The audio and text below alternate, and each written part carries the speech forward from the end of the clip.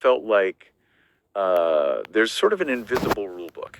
The one governing who gets ahead and who maybe doesn't.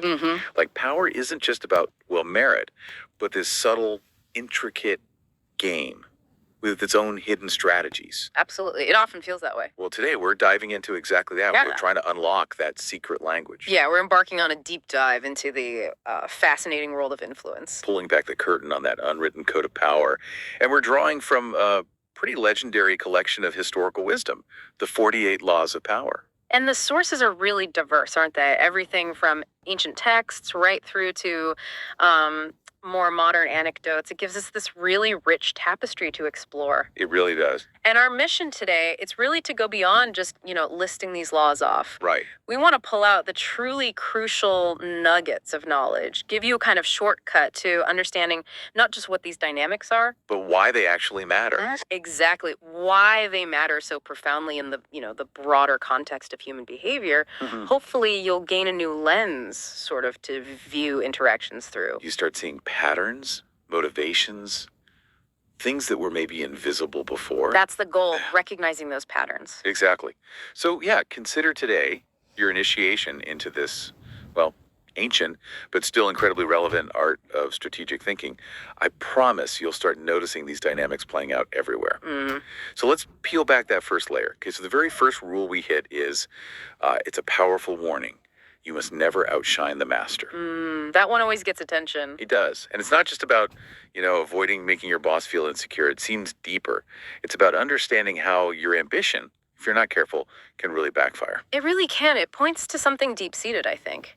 This human tendency for people in power to, resent any challenge, even an unintentional one, to their perceived superiority. Right. And the real subtlety here isn't about being meek or, deliberately hiding your talents. That's not the point. No. It's more about understanding the deeper psychological threat a master feels when someone below them starts eroding their, let's say, their monopoly on authority or brilliance. Their spotlight, maybe. Yeah, their spotlight, their perceived control. It feels like an existential challenge to their self-worth within that power structure. So if you accidentally make a superior feel less smart or less needed, or just less important, they will find an excuse, often unconsciously, to push you away, to remove you. It's not just ego, though ego is part of it. It's about perceived control. Okay, that makes sense. And there's a really stark example, isn't there, from 16th century Japan, Rikyu, the tea master. Yes, Rikyu. Celebrated tea master to the incredibly powerful Emperor Hideyoshi. He'd become indispensable, right? But then he crossed the line. He did, a big one. Rikyu went so far as to commission and place this prominent wooden image of himself wearing sandals, holding a staff inside the most important temple gate, right where royalty, including Hideyoshi himself, would have to pass underneath it. Oof, not subtle. Not subtle at all. To Hideyoshi, this wasn't just arrogance. It showed a profound lack of awareness of limits on Rikyu's part. He'd forgotten his position was entirely dependent on the emperor. He started believing he'd earned it all on his own. A fatal miscalculation. Absolutely. A monumental miscalculation of his true importance. It was seen as, an unforgivable act of lèse-majesté, and it led directly to his forced ritual suicide. It really makes you think, doesn't it? Yeah. In your own life, your career, your projects, how do you spot when you might be, even accidentally, triggering that insecurity in people above you? How do you contribute your best work without making it seem like you're trying to steal their thunder? It's such a delicate tightrope walk. It really is. Constant awareness. Okay, moving from that kind of careful positioning, let's talk about a different kind of restraint. The surprising strength you can find in, saying very little. Law 4. Always say less than necessary. Yeah. It suggests the more you talk, the more, common you seem, and the less control you project. It's almost counterintuitive, but sometimes the most powerful thing to say is nothing. Right. And the real power of silence, it isn't just about creating some kind of air of mystery, although that can happen. It's really about control. We, as humans, we're naturally wired to try and make sense of things, right? We want explanations. Yes, silence can be uncomfortable. Exactly. And when you give people very little information, their minds inevitably start filling in the blanks. They project. So By holding back. You force them to reveal their assumptions, their fears, their desires as they try to figure you out. It's a subtle kind of psychological leverage. You turn their discomfort into your intelligence source. Making you seem more powerful, more mysterious, maybe even a bit intimidating. Potentially, yes. You appear more in control because you're not revealing everything you think or know. There's a great example of this with King Louis XIV, right? Yes. It's the Sun King. Oh, absolutely. Classic example. When his ministers would present options, ask for his opinion on really important state matters, What would he do? he would simply listen in complete silence, just absorb everything. Right. His typical response was just, I shall see, and then he'd walk away. No further explanation. Wow. And his ministers, the whole court, they might wait for weeks, sometimes months, to find out his decision. They never heard another word from him directly on the matter until the decision was made manifest. That sparse communication, Yeah. it really amplified his image, didn't it? Profoundly. It enhanced his majesty, created this sense of immense, almost godlike control. He wasn't just a king, he felt like an oracle whose thoughts were too profound to share freely. It's fascinating how just the absence of words can carry so much weight. Yeah. But thinking about today, modern workplaces often value collaboration, open communication. That's a very relevant point. Is there a risk that being too quiet, saying less, could backfire? Yeah. Could it be seen as being aloof or maybe disengaged instead of powerful? How do you strike that balance now? That's a crucial distinction. It's not about being totally uncommunicative or shutting down. It's about being selective and strategic with your words. Okay. In a team setting, maybe it means listening more than you speak initially, choosing your moments, making sure that when you do speak, your words are impactful rather than just adding to the noise. Quality over quantity. Precisely. Quality over quantity. And often it means letting others feel heard, letting them talk themselves out while you retain your own perspective and choose when and if to reveal it. So practicing that kind of selective silence, that deliberate pause, it could make you more impactful, whether it's a big meeting, a negotiation, or even just a tricky conversation. Potentially, yes. It certainly challenges us to rethink how we communicate, doesn't it? To be more deliberate. Okay, this leads us to a really compelling pair of laws that are all about appearances and strategy. Law 6, court attention at all cost, because, well, what's unseen counts for nothing. Be visible. And Law 12, use selective honesty and generosity to disarm your victim. So it's like understanding that perception is everything, and sometimes the most honest move is actually the most strategic one. Yeah, what's really insightful here is seeing how these two, which seem almost opposite, actually work together. How so? Well, creating that memorable image, maybe even a dramatic one, being that magnet for attention, like Law 6 says, it isn't just for show. Okay. It becomes a kind of sophisticated canvas for more subtle moves. If what's unseen counts for nothing, you have to be conspicuous, right? Right. But that very conspicuousness, that reputation you build, can act as a front, a distraction. While behind the scenes, you're executing other strategies. A reputation for honesty, for instance, is incredibly valuable. It can allow for all sorts of deception later on. Okay. I see that. And we see this with figures like P.T. Barnum, right? The 19th century showman. He was a master of courting attention. An absolute master. He once deliberately manufactured a scandal. Had a man pretend to be this infamous Reverend Avery, who'd just been accused of murder, walk through town in a new suit. No way. Yes. It caused an uproar, drew massive crowds, and ensured his circus nearby was absolutely packed. Barnum learned early on, as the book says, that notoriety of any sort will bring you power. Wow. And then there's Count Victor Lustig, the con artist. Another great example. Lustig cultivated such an intense air of mystery, never revealing his background, that people were practically begging to be let into his confidence. Which made them easy targets. Exactly. It allowed him to lure suckers, as the book calls them, and pull off these elaborate cons without raising nearly as much suspicion as you'd expect. His mysterious persona was his shield. Okay, so that's the courting attention part. What about the selective honesty and generosity flip side? Right, Law 12. Think about the Yellow Kidwile, another very creative con artist. Oh, yeah.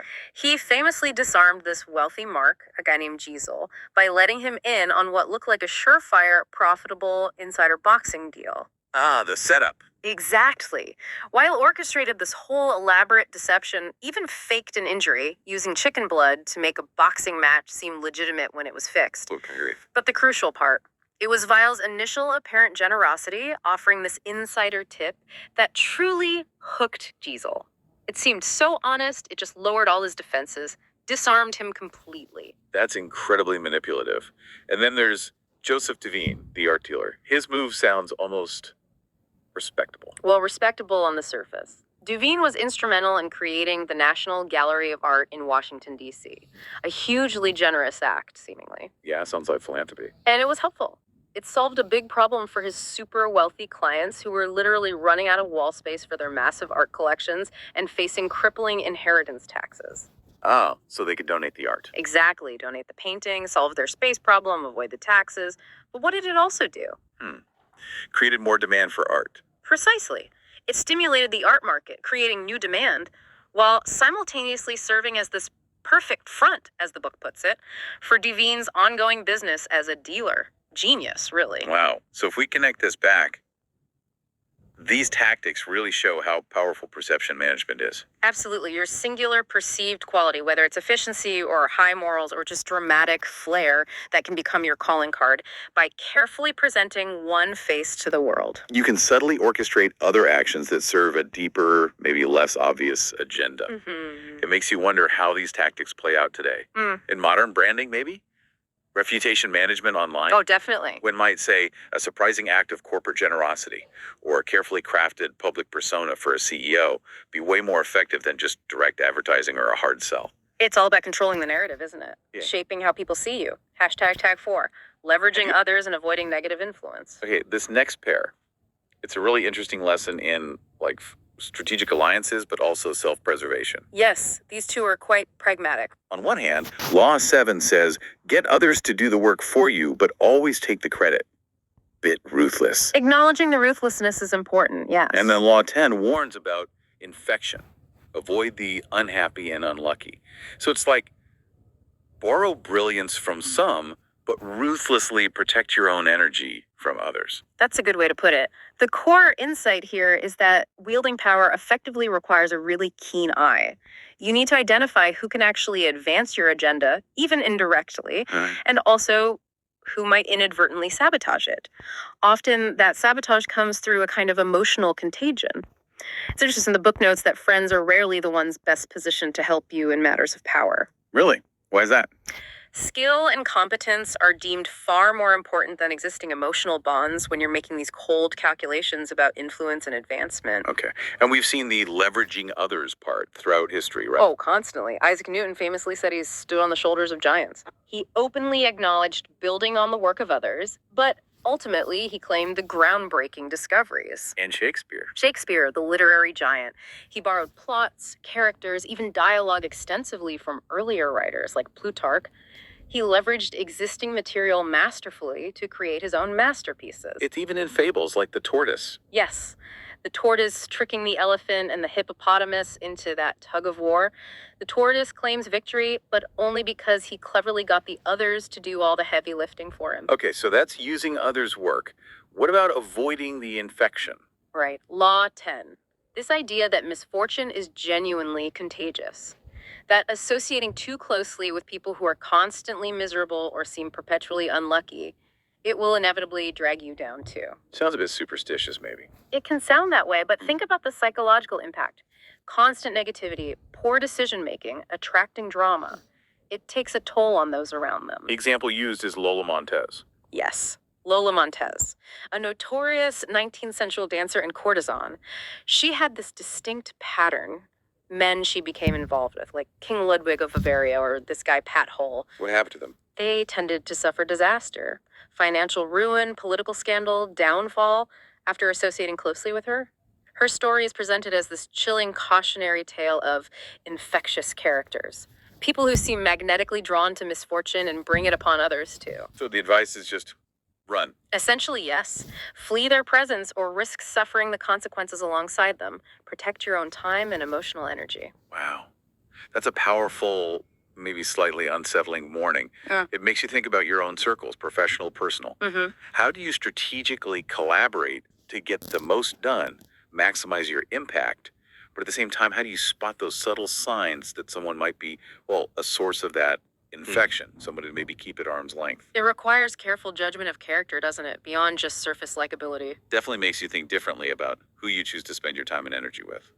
Okay, this next combination really pushes us to think beyond just acting, but acting decisively, confidently, letting our deeds speak Yeah. louder than words. Exactly. We're looking at Law 9. Win through your actions, never through argument. And Law 28. Enter action with boldness. These two together raise a really important question.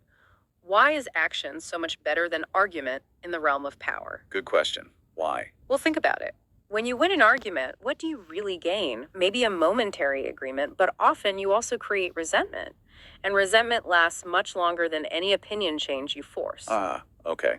People don't like being proven wrong. Precisely. Demonstrating something rather than just explaining or arguing about it, explicating as the law puts it, is infinitely more powerful. It lets people see the proof, come to their own conclusion based on evidence. They feel smarter, not browbeaten. And both laws emphasize the impact of, nonverbal stuff. Decisive action over endless debate. Absolutely. And Law 28 adds that crucial layer of boldness. Timidity isn't just unattractive. The book argues it's actively dangerous. It signals weakness. Boldness, on the other hand, even if it's a bluff sometimes, strikes fear. It creates an undeniable aura of authority. Michelangelo's story with the Statue of David, that's a brilliant example of winning through action, right? Without arguing at A all. perfect example. The patron, this powerful figure Soderini, complained the statue's nose was too big. Michelangelo could have argued about anatomy, perspective. Well, he didn't. No. He just climbed the ladder, picked up his chisel and hammer, pretended to tap away at the nose making the sounds while sneakily letting a little marble dust he'd hidden in his hand fall down. Cover. Very. Soderini, who had been brought closer to inspect, saw the dust fall, saw Michelangelo working, and immediately declared it looked much better. Perfect. Michelangelo proved his point with a performance, not a debate, and didn't offend the guy's ego. Exactly. He demonstrated, he didn't explicate. Genius. And for the power of pure boldness, the Chinese strategist Zhuge Liang. Yes. A fantastic story. Facing this massive invading army led by his rival, Sima Yi, Liang only had a tiny, completely unprepared force left in his city. Retreat looked like the only option. But he did something else. Totally unexpected. Instead of retreating or even trying to fortify, Liang ordered the city gates thrown wide open. Wide open, facing an army. Wide open. And then he sat calmly right on top of the city wall, visibly playing a lute, while a few servants casually swept the grounds below. That's incredibly bold. Well, Or crazy. it seemed crazy, but Sima Yi, the opposing general, was known for being cautious. He saw this utterly baffling scene, the open gates, the calm lute playing, and immediately assumed it had to be an elaborate trap. The famous empty fort strategy. So he didn't attack. He retreated immediately, completely fooled by Liang's sheer audacity and apparent confidence. As the book emphasizes, no one really honors the timid. It's the bold act, the unexpected move that gets etched into memory and commands respect. It really makes you think about situations where you might be tempted to argue your point, try to verbally convince someone. How might a bold, well-planned action, or even just a subtle demonstration like Michelangelo's, be way more effective? Get you what you want without stirring up all that resentment or making you look weak. It's about choosing your tools wisely. Sometimes action speaks far, far louder. All right, this brings us towards the end and maybe to the ultimate wisdom in this whole game. Not just knowing how to start, but crucially, knowing how to finish. Yes, this is about the long view and self-control. We're looking at Law 29, plan all the way to the end. And Law 47, do not go past the mark you aimed for. In victory, learn when to stop. The fascinating insight connecting these two, I think, is that true sustainable power lies in strategic patience and deep self-control. You need to recognize the natural rhythms of fortune, the ups and downs. Foresight, not just reacting to what you want right now. Exactly. Foresight, not immediate desire, is the real architect of lasting success. And just as critically, maybe even more so, knowing when to stop, that moment of victory, it's often the moment of greatest peril. Overconfidence can absolutely lead to ruin. Otto von Bismarck, the Prussian premier, seems like a prime example of planning all the way to the end. Absolutely. He spent years, literally years, meticulously planning the unification of Germany under Prussian leadership. He didn't rush things. Not at all. He ignored constant immediate pressures for war, internal politics pushing him. He patiently waited until the Prussian military was perfectly ready, even pretending to be indifferent during short-term crises. And it worked. His long-term calculated strategy led directly to the decisive crushing of Austria and the eventual establishment of a unified German state. It's a powerful demonstration. Deep foresight overcomes fleeting impulses and desires. Okay, so that's planning to the end. What about the flip side, not knowing when to stop? Law 47. For that, we have the tragic example of Cyrus the Great. Founder of the Persian Empire, right? Hugely powerful. Immensely powerful. He conquered vast, disparate empires, an incredible feat, but then he got overconfident. He let victory go to his head. What did he do? He overreached. He decided to conquer the Masagetai, this fierce tribal people. Their queen, Tamiris, actually warned him. She told him to be content with his vast empire, to stop. But he didn't listen. His arrogance was too great. He ignored her warning, invaded anyway, and suffered a catastrophic defeat. He was killed in battle. And the story about his head. Yes, Tamiris supposedly had his head plunged into a wineskin filled with human blood, saying something like, "I warned you I would quench your thirst for blood." A brutal symbolic end, highlighting the extreme peril of not knowing when to stop when you're winning. Wow. The book points out that so many ruins throughout history belong to empires and leaders who were victorious but just couldn't learn that lesson. They couldn't stop, pushed too far, and lost everything they'd gained. It's a really stark reminder, isn't it? In our own lives, our own pursuits. How do you even define the end? When is the project finished? When is the goal truly achieved? It's not always obvious. And what are the signs, the subtle signals that tell you, okay, now is the time to consolidate, to enjoy the win, avoid that dangerous hubris, and just stop, instead of pushing further or maybe repeating a tactic that worked once but might not work again? That requires immense self-awareness and discipline, recognizing when enough is enough. Hashtag tag outro. Wow. What an illuminating journey, really. Through these dynamics of power and influence today, understanding these laws, even just these few, it really does offer a different lens, doesn't it? Almost a secret way of looking at human interactions and how influence actually works. It really does. And it reminds us, as the source material suggests, that the world often does function like a giant, complex, scheming court. And we are, whether we like it or not, kind of involved in its dynamics. That you can't really opt out. Exactly. Trying to opt out entirely often just renders you powerless. And being powerless, ironically, can be far more miserable and frustrating than engaging with the game, even if critically. So instead of just struggling against it, These insights offer a path. Maybe not to become some ruthless manipulator, but at least to navigate the complexities with profound awareness, to understand the currents. so we really encourage you listening now to it, maybe observe these dynamics in your own interactions this week. What patterns will you start noticing, maybe in your daily life, in your workplace, even just watching the news? How might these insights help you navigate those complex situations with a bit more awareness, maybe a bit more strategic thinking? It's about seeing the game board more clearly. Definitely something to reflect on. Thanks for diving deep with us today.